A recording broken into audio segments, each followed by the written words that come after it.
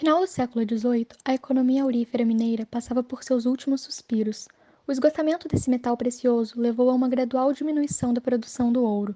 Com isso, todo o sistema anteriormente construído passa a se desagregar em uma economia de subsistência, o que diminui consideravelmente o nível de renda das regiões localizadas principalmente no centro-oeste e no sudeste. Na primeira metade do século XIX, há um lento desenvolvimento econômico no Brasil, traduzido em três principais produtos: açúcar, ouro e o algodão maranhense. A industrialização não era possível, primeiramente devido à abertura dos portos aos produtos ingleses, que nos levaria a perder em competição de preços e a ter dificuldade no acesso a máquinas, e, em segundo lugar, porque as classes dirigentes em ascensão durante o período imperial eram agroexportadoras e escravistas. Portanto, isso barra o desenvolvimento manufatureiro. A única alternativa era, portanto, continuar investindo na agricultura. Porém, era necessário um novo produto forte principal. É nesse contexto que surge o café, cujo sucesso era possibilitado pela abundância de terras atrelada à baixa necessidade de capital e mão de obra em seu cultivo. A região fluminense do Vale do Paraíba mostrou-se favorável à instalação das fazendas cafeicultoras, e aí se tem o princípio do que, no futuro, se tornaria a cidade de Volta Redonda. Os fatores morfoclimáticos que propiciaram aqui o desenvolvimento da agricultura cafeeira, né, da economia cafeeira, foram, por exemplo, a questão de um solo muito fértil, né, um solo profundo, com bastante matéria orgânica, uma umidade, né, que aqui tem chuvas periódicas, que também facilitaram o desenvolvimento da cafeicultura, e a presença de morros mais suaves, né, colinas mais suaves, coisas que em outras partes do território são às vezes mais abruptos. Então, por aqui ter o terreno que nós chamamos de mar de morros, ou então terreno mamelonar, também facilitou, né, com essas pequenas colinas que atravessam a maior parte. E a presença do rio Paraíba para irrigação. Tá? Então, muitas fazendas também ficavam próximas ao rio Paraíba ou algum de seus tributários, né, algum de seus afluentes.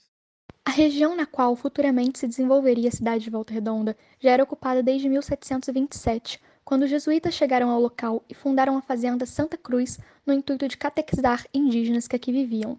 Em 1744, ocorre a descoberta de ouro de aluvião nas margens de uma curva do rio Paraíba do Sul, que se localizava próxima à fazenda Santa Cruz, a qual denominaram de Volta Redonda. A partir daí, com o desenvolvimento da economia aurífera, várias outras fazendas surgem no entorno das margens do rio, e com seu declínio a partir de meados do século XVIII, essas passam a se especializar no cultivo do café. Aqui na região, tá, do Vale do Paraíba, onde se desenvolveu a cafeicultura, ela se desenvolveu a partir de mão de obra escrava desde o seu início.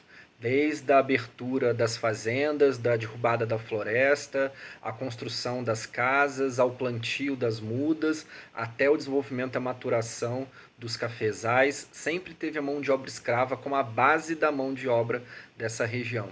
Só que com o passar do tempo, não é, vários países já tinham começado seus processos abolicionistas. E o Brasil, ele ficou muito atrasado em relação a isso. Então, o que aconteceu? Nós tivemos um início de uma política, não é, de abolição, mas que foi uma política extremamente retrógrada e foi uma marcha muito lenta, e o objetivo era lucrar o máximo ainda possível com a escravidão. O desenvolvimento e o crescimento da futura cidade sempre estiveram muito atrelados ao de um município vizinho denominado Barra Mansa. Esse foi oficialmente fundado em 1832, 122 anos antes da oficialização de Volta Redonda. Permaneceu durante esse tempo todo com idas e vindas como seu distrito. Em 1860 foi criado aqui um primeiro núcleo urbano, conhecido como Arraial de Santo Antônio da Volta Redonda. O povoado começa a se expandir e se desenvolver nos anos seguintes, e a construção da estrada de ferro Dom Pedro II corrobora para com a integração econômica desse ao restante do estado do Rio de Janeiro. Nessa época, o café estava em seu auge. Com a proclamação da República em 1889 e a crise gerada pelo encilhamento, no entanto, passa a ocorrer superprodução. Isso é resolvido com um convênio de Taubaté de 1906, a partir do qual o governo passa a comprar com empréstimos do exterior os excedentes, controlando dessa forma a oferta e mantendo os preços elevados. Com a Grande Depressão de 1929, os preços do café voltaram a cair, ao mesmo tempo em que a produção se mantinha em altos níveis. Devido às pressões internas e aos interesses nacionais de manutenção do nível do emprego, renda e poder, o presidente Getúlio Vargas, mesmo após a Revolução de 1930 e o fim da República Oligárquica, dá continuidade à defesa do café. Assim, com o intuito de elevar o seu preço no mercado internacional, Vargas ordenou a queima de milhares de sacas de café, o que estabilizou os preços, manteve a colheita e os empregos, gerando um efeito multiplicador na economia. Ainda assim, os efeitos da crise de 29 na economia mundial eram catastróficos, o que leva involuntariamente ao desenvolvimento do embrião do que no futuro seria a política de substituição de importações, já que as inexpressivas indústrias internas assumem um papel importante no atendimento da demanda.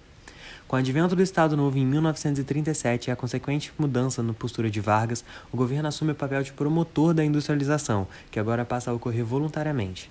É nesse contexto que surge, em 1941, a Companhia Siderúrgica Nacional. A escolha da cidade de Volta Redonda para sediar a siderúrgica se deu por dois motivos principais. Primeiramente, estava bem localizada entre os eixos econômicos Rio-São Paulo, os dois maiores do país. Em segundo lugar, estavam questões de segurança militar. A usina, idealizada por Edmundo de Macedo Soares e Silva, deveria se localizar entre a Serra das Araras e a Serra do Mar, ambas no estado do Rio de Janeiro, pois dessa forma ficaria protegida de possíveis ataques de canhões por parte de inimigos à costa brasileira. No entanto, nos últimos anos, uma terceira explicação tem surgido.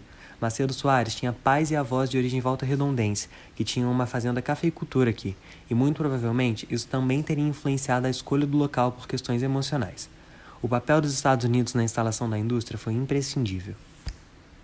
Se os Estados Unidos não tivesse emprestado dinheiro nem as plantas industriais para cá, provavelmente o Brasil teria demorado muito mais tempo a dar um pontapé inicial à sua indústria pesada. Tá? A sua indústria de base, que deu origem às outras indústrias mais modernas. Provavelmente nós teríamos feito acordos com outros países, como os países europeus a princípio, né, e trocado tecnologia e trocado alianças. Provavelmente o cenário teria sido outro. Volta Redonda é uma cidade que foi extremamente importante para todo o desenvolvimento da indústria nacional. Por quê? Antes dessa empresa, praticamente a maioria dos aços, não é, ferro e outros materiais importantes para a indústria eram trazidos de fora, não é? Óbvio, tinha aqui pequenas siderúrgicas já instaladas, mas com uma baixa capacidade produtiva.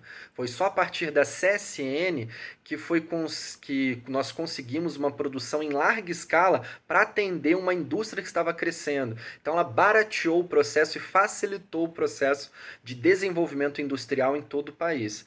Posteriormente, outras fábricas foram instaladas, não é? Você tem a siderúrgica Barra Mansa, você tem Cosipa, você tem várias indústrias metalúrgicas e siderúrgicas aqui no nosso país, mas essa foi uma das primeiras de grande porte que nós tivemos que deu origem. Obviamente, se o Brasil não tivesse construído a CSN, teríamos feito um modelo um pouco mais descentralizado, não é? Ao invés de uma grande empresa, pequenas empresas particulares ou até mesmo estatais teriam sido instaladas e o nosso processo industrial teria demorado mais a se desenvolver. Não é? Óbvio que nós teríamos a indústria, mas ela teria demorado mais ou então se distribuído e feito a partir de um outro modelo, tá? Lembrando que o modelo que nós tínhamos naquele período era um modelo de nacional desenvolvimentismo, onde o investimento prioritário era feito através do governo. Por isso esse modelo de grandes estatais foram criadas, né, a partir do Getúlio Vargas. No entorno da siderúrgica, às margens do Paraíba, foi se constituindo um núcleo urbano composto principalmente por trabalhadores, além de atrair também muitos migrantes. Apenas em 1954, Volta Redonda conquistaria sua emancipação da situação de distrito de Barra Mansa, sendo elevada à categoria de município independente. Constituída, desde os primórdios, por uma classe proletária fortemente estruturada, o movimento sindical de Volta Redonda sempre foi muito forte. O movimento sindical em Volta Redonda sempre foi um movimento muito forte, até porque aqui se concentrava um único setor, o setor metalúrgico a princípio, né? Hoje nós já consideramos um setor metal-mecânico, mas a princípio a cidade sempre teve um lado extremamente ligado à siderurgia. Portanto, o movimento dos metalúrgicos sempre foi muito forte. E, inclusive, né, com greves famosas, como a greve de 1988, onde 3 funcionários morreram, né, por conta da greve, onde houve uma repercussão nacional e internacional. Tá? Essa greve, chamada de a Grande Greve de 1988, que é a terceira greve, né, a maior de todas, onde teve a intervenção, inclusive, do Exército, do Batalhão de Barra Mansa e depois do Batalhão do Rio de Janeiro. Tá? E os militares foram orientados a entrar dentro da empresa e fazer o que fosse preciso para acabar com aquela greve em especial, e acabou cometendo esses 3 assassinatos na época, né? Todos mortos de forma bem covarde. Isso ganhou uma repercussão muito grande no país e no mundo, saindo em grandes jornais como no The New York Times ou no El País, né? Na época, quem fez a cobertura aqui no Brasil foi a TV Globo, principalmente, e o jornalista foi o Pedro Bial, não é? Que fez as principais coberturas locais. E esse movimento, depois ele ficou tão forte, o movimento sindical, que o próprio líder do movimento sindical, após essa greve, não é, com a morte dos 3 operários, ganhou inclusive para prefeito da cidade. Tá? Só que como Volta Redonda, durante o período da ditadura militar, tá, era considerado uma área de grande interesse, não é? Onde era aqui quem escolhia os prefeitos até o fim da ditadura militar era o governo militar. Tá? Aqui não existia essa liberdade por conta da CSN, era uma área de grande interesse. Aqui é estudado a ditadura até 1988 e não 85, por conta dessa grande intervenção militar aqui. Não é? Por que eu estou falando isso? Para explicar sobre os movimentos sindicais. Até esse momento, tá, dessa última grande greve, o movimento tinha muita força, mas depois da morte desses 3 funcionários, aqui ficou um pouco desestabilizado. Muitas pessoas, não é, começaram a não querer participar com medo, não é? Muitas famílias, não é, começavam a não estimular os seus filhos, os novos funcionários, a participar do movimento sindical, com medo do que poderia acontecer, já que os militares entraram aqui e mataram 3 pessoas. Então hoje, atualmente, ele ainda é um sindicato muito importante, mas ele colhe frutos cada vez menores, né? Hoje você tem uma menor participação dos trabalhadores dentro do sindicato e, não é, assim como no Brasil inteiro, né, você escuta relatos de que o sindicato é vendido para a empresa, onde ele está mais cumprindo o papel de proteger os grandes empresários do que os trabalhadores. Esse tipo de discurso é muito comum aqui na cidade, porque você vê que a CSN, agora como uma empresa privatizada, tira muitos direitos dos trabalhadores. Tá? Ela não, em qualquer momento de crise, em qualquer coisa que acontece, ela deixa de pagar algum direito, né? A CSN ultimamente tem passado por grandes problemas de manutenção, não tem feito as manutenções que seriam necessárias, muitos acidentes acontecem, e você vê que o movimento sindical não se move muito, não é? E os trabalhadores ficam à mercê de um trabalho insalubre, de um trabalho perigoso.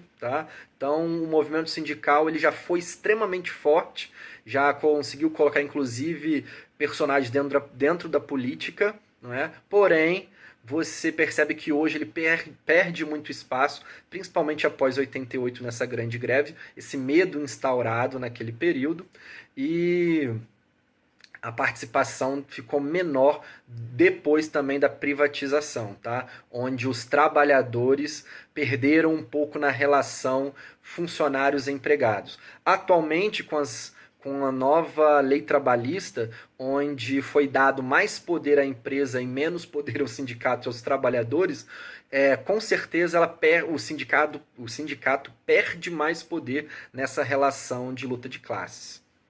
A CSN foi privatizada em 1993, no governo de Itamar Franco, com o advento do neoliberalismo na política brasileira. Atualmente é de extrema relevância para a economia municipal, uma vez que emprega parcela considerável da população volta-redondense e das cidades vizinhas, tanto em si mesma quanto em suas empresas terceirizadas, mas também para a economia nacional, uma vez que é uma das principais fornecedoras de aço para a China. Seus principais desafios são tocantes ao meio ambiente. Hoje, a empresa na nossa região ela é a principal emissora de poluentes, tanto poluentes atmosféricos, não é? Quem mora na cidade de Volta Redonda está acostumado a ver o seu quintal, seus telhados, jardins, a rua, seus carros cobertos por uma fuligem e um pó metálico, tá? A qual, se você pegar esse pó, varrer e colocar um ímã, não é? Essa poeira gruda no ímã, né? Comprovando a presença de pós metálicos ali, isso já é comentados em toda a cidade, inclusive já foi tema de reportagens. A CSN também é uma grande geradora de resíduos minerais, de rejeitos minerais, os quais ela depositou em alguns momentos da história da cidade em alguns bairros, tá? Onde hoje foram construídos bairros. Isso, inclusive, aqui é um bairro chamado Volta Grande 4, tá? Ele está em cima de uma área de rejeitos, onde a CSN jogou rejeitos, e aí vários problemas de saúde, problemas principalmente respiratórios, são desenvolvidos por aqueles moradores que tem um processo que já está há mais de uma década, né, para a CSN se responsabilizar por isso. Tá? Mas essa é uma questão ambiental também muito grande. E temos também os rejeitos que são depositados na beira do rio, né? Uma verdadeira bomba relógio. Tá? Então isso também já foi tema depois da barragem de Brumadinho, depois da barragem de Mariana, já teve reportagens falando aqui na nossa região sobre a possibilidade desses rejeitos depositados pela CSN na beira do rio, tá? A uma distância mínima muito pequena, menos de 10 metros do rio, da margem do rio Paraíba, são depositados montanhas mesmo de minério, de rejeitos, que poderiam escoar, não é, para dentro do rio, contaminar um dos rios mais industrializados do Brasil, não é? Talvez o mais industrializado, que abastece mais de 20 e poucos milhões de habitantes. Agora imaginem, esse rio ficar inacessível, não é? Ficar indisponível para que a gente possa beber água, a catástrofe que isso seria. Então, realmente a CSN ela tem um grande viés ambiental que ela precisa colocar em prática. Tá? Já é sabido que as empresas de base, principalmente as metalúrgicas, as de mineração, elas são grandes empresas poluidoras. Mas também já é sabido que existem várias novas técnicas que não necessariamente poluem na mesma quantidade que essas técnicas rudimentares de décadas passadas. E mesmo assim, essas grandes empresas optam pela manutenção dessas feitorias que poluem. Tá? Então eles continuam com esse modus operandi, né, com esse fazer poluente, porque a fiscalização, a punição quase nunca é efetiva. Então, mesmo que seja multado no início do ano ou na troca de governo, essas multas são perdoadas das grandes empresas. Então, elas não precisam pagar. Elas amontoam dívidas ou pagam as dívidas porque pagar uma dívida é mais barato do que resolver o problema. Né? Então, ficam por isso mesmo. Tá? E a população é que sofre muito. Volta Redonda é, portanto, prova viva dos acontecimentos que marcaram a formação econômica do Brasil. Tendo seu boom durante a economia cafeeira e, posteriormente, a industrialização sob o regime de Vargas, a cidade não se restringe a isso, aparecendo também durante a economia mineira. Desse modo, sua história é representante dos diversos ciclos econômicos que surgiram e decaíram na economia do Brasil.